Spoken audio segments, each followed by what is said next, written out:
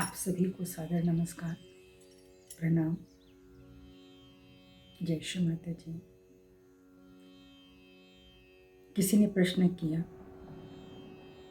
कि चित्त और मन में क्या अंतर है? क्या है ये चित्त जिसको बार बार कहते हैं चित्त निरोध करो, चित्त वृत्ति निरोध करो। तो चित्त और मन में काफ़ी अंतर है, पर ये इतना सूक्ष्म है ना चित्त दिखाई देता है और ना मन दिखाई देता है।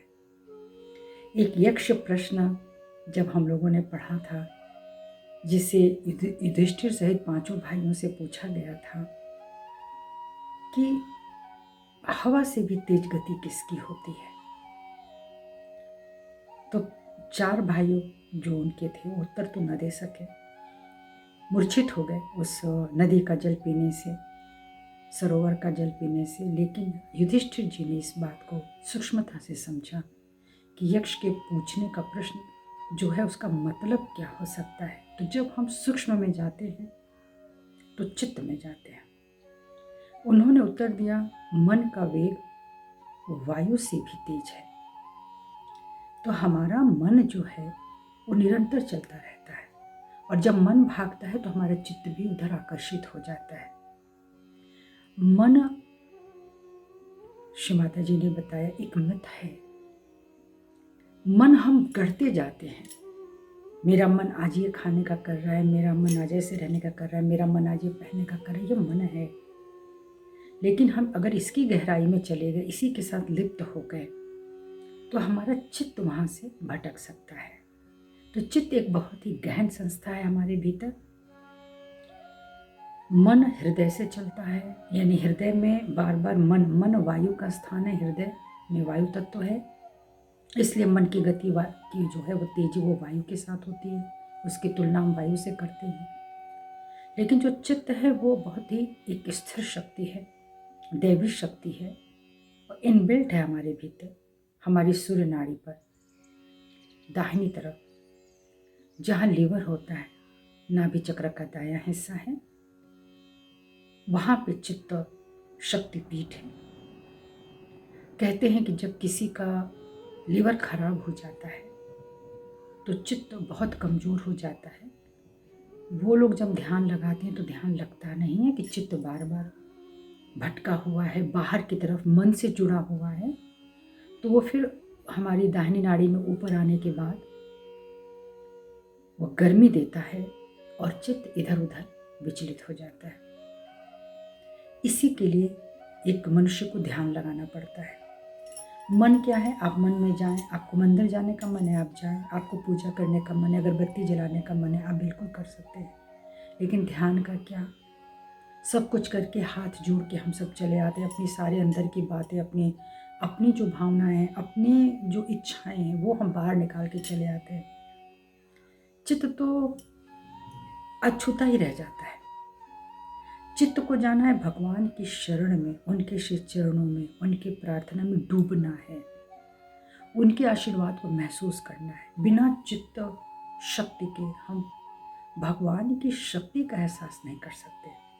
चित्त से ही दर्शन होता है। अगर हमारे पास चित्त नहीं है, स्थिर नहीं है, तो हमारा दर्शन स्थिर नहीं है। इसीलिए जब कभी हम लोग किसी तीर्थ स्थान पे जाते हैं जहाँ बहुत भीड़ होती है, जहाँ की बहुत मान्यता हो जाती है, तो वहाँ पे आपने देखा होगा कि बस आप मतलब घंटों तो लाइन लगा चुके हैं आप, लेकिन जैसे ही आप समक्ष पहुँचते हैं, उनके सन्मुख पहुँचते हैं, जो भी देवी देवता हैं, जो पिंड हैं, जैसे वहाँ पहुँचते हैं, निकलिए निकलिए निकलिए, तो क्या ये आँखों के दर्शन से संभव है उनकी प्राप्ति?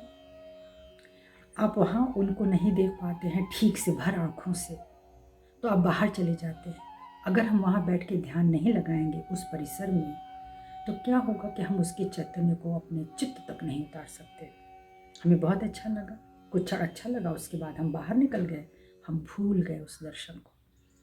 हम सिर्फ इतना ही कहते हैं, हाँ हमने बिहारी जी का दर्शन कर लिया, हमने प्रभु श्री राम का दर्शन कर लिया, हम उज्जैन चले गए, हम काशी चले गए, हम कहीं भी जा सकते हैं। चित्त बैठ करके भी एक जगह प्रभु का दर्शन कर सकता है। जो चित्त की तस्वीर होती है ना, वो आँख नाक कान नहीं देखा करती प्रभु के, वह चैतन्य महसूस करती है। आप जिस भी ईश्वर का नाम लें, उनका चैतन्य मिलना चाहिए। तो सहजयोग में एक बहुत बड़ी चीज़ है कि जब आपकी कुंडली जागृत हो जाती है और आप दोनों हाथ खोल करके बैठते हैं, किसी का भी नाम लेते हैं, किसी की बात सुनते हैं और आपने हाथ खोला और वाकई आप जागृत हैं, तो आपको वाइब्रेशन आएंगे ठंडे। और अगर जागृति नहीं है तो बस अच्छे लोगों की बातों को सुनकर आपको अच्छा लगेगा। हो सकता है थोड़ा बदलाव भीतर महसूस करें, आके बड़े बड़े लोगों की बातें सुन करके, अच्छे अच्छे गुरुओं की बातें सुन करके थोड़ा बहुत बदलाव तो होता है ये मनुष्य की चेतना में। लेकिन कुंडलिनी जागरण के बाद आप स्वयं के जब गुरु बन जाते हैं तो खुद की चेतना को आप बहुत विकसित कर लेते हैं। तो मन भटकाता है, चित्त को भी भटकाता है, लेकिन जब आप चित्त को साध लेते हैं तो स्थिरमति हो जाते हैं, फिर मन भटकता नहीं है। इसी को ध्यान कहते हैं। ध्यान में चित्त रहे, चित्त ध्यान में रहे, तो आप समझिए कि आप सही रास्ते पर हैं। हम प्रभु के सन्मुख बैठे हों, हाथ जोड़े हों, आंखें बंद हो और मन इधर उधर भटकता हो, तो आप चित्त को नहीं संभाल पाएंगे, चित्त आपको प्राप्त ही नहीं होगा। तो क्या होगा, इधर उधर ये काम वो काम, ये बात वो बात सब मस्तिष्क में आएगी, क्योंकि हमको छोड़ना नहीं आया। चित्त एक गेंद की तरह होनी चाहिए, वो गया भी अगर तो आप उसको खींच सके कि नहीं तुम आओ, तुम भीतर बैठो, भीतर के संसार से ही, आत्मा की शक्ति से ही दुनिया को पकड़ो, और तब सारी बात बदल जाती है। तो ये है मन का खेल, चित्त की शक्ति। चित्त के निरोध के लिए, उनकी वृत्ति का जो निरोध होता है, उसी के लिए हम लोग ध्यान करते हैं। पूजन का भी उद्देश्य यही होता है कि हमारा चित्त स्थिर होना शुरू हो जाए या मन से संलग्न ना रहे। तो ये सब चीज़ें हमको ध्यान के पश्चात पता चलती है। बहुत सारे लोग ध्यान करते हैं, तो ध्यान में पहले भी बताया गया कि आप 3 तरह से ध्यान कर सकते हैं। एक तो आप जब ध्यान करने बैठते हैं, शांत बैठते हैं, तो आपका मन भूतकाल में चला जाता है, यानी आप अपनी वायु नाड़ी से संलग्न हो जाते हैं। तो आप कहाँ तक जा सकते हैं, यह एक योगी पकड़ सकता है और अपनी बॉल को जो चित्त चला गया है उसको खींच सकता है। दूसरा ध्यान, जिसको हम बोलते हैं सबकॉन्शियस एरिया से, चीज़ों को हमको कलेक्ट नहीं करना है, हमको जल्दी वापस आ जाना है। भूतकालीन बाधा से हमें बचना चाहिए, बहुत ज़्यादा लंबे समय तक भूतकाल में हमको नहीं रहना चाहिए, वहाँ से निकलना सीखें। दूसरा जो होता है वो है आपके भविष्यकाल की चीज़ें, जो सुप्रा कॉन्शियस है। तो सुप्रा कॉन्शियस का भी जब हम ध्यान लगाने बैठेंगे तो बहुत सारी चीज़ें हमारे अंदर आएगी कि अभी अगले क्षण क्या होने वाला है, अभी आगे मुझे ये काम करना है, ये। तो ये जो संसार में रह के जब आप इस तरह से करते हैं ना, तो चित्त और मन दोनों भटकता है। लेकिन जब आप सुबह सुबह का ध्यान करते हैं तो आपको उसकी जल्दी नहीं रहती, तब आप शांत रहते हैं ना। तब आपको, लेडीज़ हैं तो उन्हें किचन में नहीं जाना है, उनको चाय नहीं बनानी है, जेंट्स हैं तो उनको जल्दी उठ करके पेपर नहीं पढ़ना, ऑफिस नहीं जाना। इसलिए मॉर्निंग मेडिटेशन बहुत ही आवश्यक है, खुद को देखने के लिए, खुद को समझने के लिए, खुद को खुद में स्थापित करने के लिए। यही जब लोग नहीं कर पा रहे हैं तो भटक जा रहे हैं, तब उनके भीतर बहुत सारे प्रश्न हो जा रहे हैं जो अनुत्तरित हैं। तो हमें आना है अपने सुषुम्ना पे, पैरासिम्पैथेटिक नर्वस सिस्टम पे। सुपर कॉन्शियस एरिया है, एक ऐसी अचेतन अवस्था है, जब हम चेतन पूर्व उसको देखते हैं तो मुझे अपनी समझ आ जाती है, मैं कहाँ पे हूँ, मेरे किस चक्र में खराबी है, कौन सी नाड़ी मेरी दुख है, जिसको बाधा है, जहाँ नकारात्मकता है। तो वो सब सहयोग की क्रियाएं हैं जिनसे नाड़ियों को शुद्ध करते हैं। अगर आपने हृदय से उन्हें किया है तो वह अवश्य फलित होता है। लेकिन अगर आज्ञा ही चलती रहती है तो इसका मतलब चित्त में अवरोध है। आज्ञा चलती हो तो कोई मंत्र काम नहीं करेगा। चित्त शांत हो, हृदय शांत हो, आज्ञा शांत हो, ये तीनों जब शांत रहते हैं तब आप स्वयमेव, आपकी कुंडलिनी माँ सहस्त्रार पे चले जाते हैं, आपको शांत कर देते हैं। किसी ने पूछा कि निर्विचारिता किसे कहते हैं, मुझे निर्विचारिता और निर्विकल्प के बारे में बताएं। तो निर्विचारिता के बारे में तो सबको पता है शब्द से ही, कि जब आपके थॉट्स रुक जाएं ध्यान में बैठने के बाद, एक आया, दूसरा आया, तीसरा आया, पर हम बैठे हुए हैं अड़े कि चलो देखो कितना आता है। आप बैठे रहेंगे तो किसी को बहुत जल्दी निर्विचारिता मिल जाती है। जिनकी भी आज्ञा सरल हो जाएगी, क्षमाशील हो जाएगी, वो ध्यान के एक आदी भी हो गए तो उनको तुरंत ध्यान लग जाता है, वो सहस्त्रार पे चले जाते हैं जहाँ पे एक निर्विचारिता आती है। एक ब्रह्मांडीय गति से हम जुड़ जाते हैं, एकाकारिता मिल जाती है, तो हमारी गति, हमारी दिशा सब बदल जाती है। निर्विकल्प अवस्था में क्या होता है कि जब हम सहस्त्रार में एकाकार हो जाते हैं और उसके ऊपर हमारी जो 4 शक्तियाँ हैं, जब हम उनको स्पर्श करते हैं अपने चित्त से, अपनी चेतना से, तब निर्विकल्प समाधि होती है। जिस बिंदु से सब कुछ बना है, उसी शून्य में, उसी बिंदु में सब समाहित हो, तब क्या होता है? वही कहा गया है, अहम ब्रह्मास्मि, मैं कौन हूं, शरीर क्या है, सब नश्वर है, लेकिन जो एक है, जिसे ब्रह्म चलता है, ब्रह्मांड चलता है, वही मुझ में है, वही मेरे भीतर है, जो चलायमान रखा है, वही वापस हो जाता है।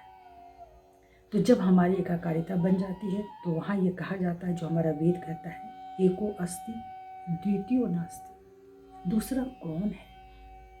मैं हूँ। अगर मैंने अपने को देख लिया तो मैं जानती हूँ मैं एक अगर आत्मा हूँ, तो मुझ में ही शिव की कृपा है, वह कल्याण है, वह करुणा है, भवानी का भाव है, मर्यादा है प्रभु श्री राम की, भगवान श्री कृष्ण की चतुराई है, सुंदरता है, सच्चाई है, लुनाई है, विनम्रता है,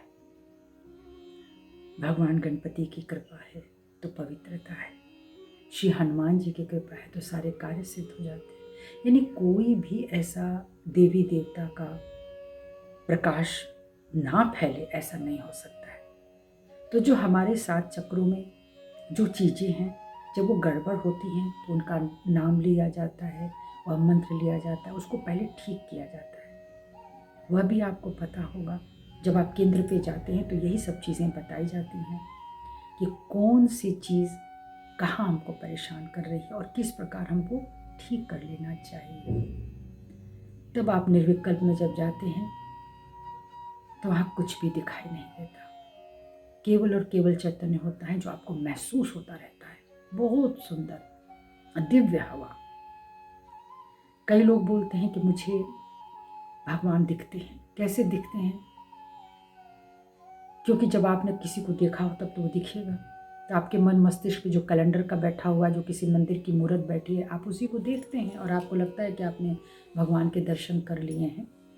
ऐसा नहीं होता है। वह बाईनाड़ी से आ जाता है क्योंकि आपने पहले से देखा हुआ है। इसी तरह से कई लोगों को अपने आगे यहाँ पे रंग दिखते हैं। जब वो ध्यान में जाते हैं तो उनको ये लगता है कि यहाँ पे सूर्य का प्रकाश है, तो वह आपकी दाई नाड़ी है। आप कुछ भी नहीं देखें तभी सब अच्छा है। जब आप रंग देखेंगे तो उसी हिसाब से अब आपके चक्र है, आप चक्रों के रंग देखते हैं।